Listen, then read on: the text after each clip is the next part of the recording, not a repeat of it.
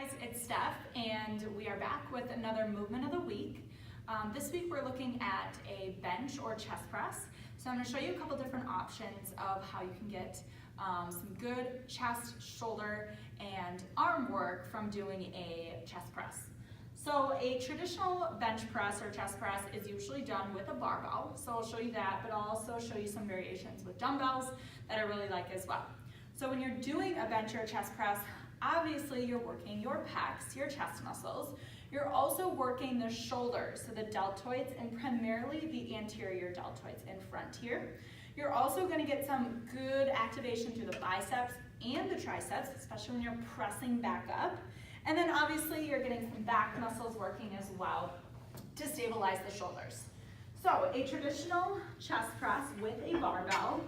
I'm just going to use a light barbell here, but I basically want my hands to be about shoulder width apart at the top of that movement, and then when I come down, I'm coming down beside me, and I want to make sure that I'm not coming too low, but I'm coming about 90 degrees with the elbows, and then I'm pressing back up. So, traditional bench press, I have my feet on the floor.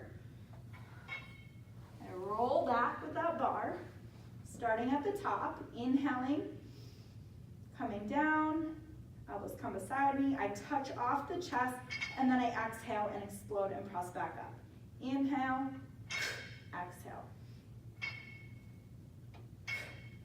Now, what's nice about the barbell chest press is that it's all one piece, so it's all one motion, and it's not quite as much work for the shoulders to stabilize. So if you're doing it with dumbbells, if you, let's say, have a weaker shoulder or maybe a shoulder injury, it's gonna be more challenging to use dumbbells because your side has to stabilize. It doesn't have that barbell on both sides for that other arm to take over, but it's also really great for building up that stability and strength in a shoulder that maybe needs that work. So you could just go a little bit lighter or more controlled. So if I was using dumbbells, couple options here. I like to add variations with the feet. So maybe I bring the feet on the bench and maybe I lift the knees up. Again, I'm bringing the elbows down, inhale, and exhaling. Now what lifting the feet up does is engages my core more. I have to stabilize.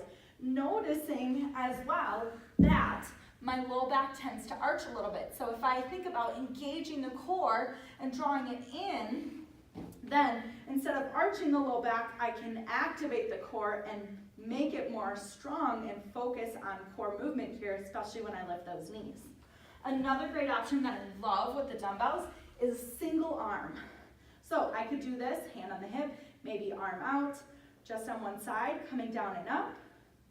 Or if I wanted to make this harder, feet up.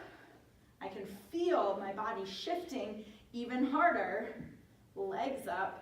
I can feel that weight coming down on one side, so I have to really engage the core, and it forces me to have more core engagement and really work and stabilize through the arm on top. One other option that I'm going to show you that you might see in classes, you'll see a lot of other variations with some lighter dumbbells and whatnot, but another one that's great is a floor press. So coming to the ground, inhaling, exhaling. Elbows about 90 degrees. Again, you could be here. Maybe you try it from a bridge. So you can do different variations with the rest of the body. What I love about a floor press is your elbows stop when they hit the ground, right? So you can go a little bit heavier because you don't have to worry about that weight coming down as if you're on a bench. So you can go a little bit heavier, a little bit different, less range of motion. So lots of options with the bench press, chest press. Have fun with this one. It's one of my favorites to really focus on stabilizing and strengthening through my shoulders, and you'll see lots of variations this week.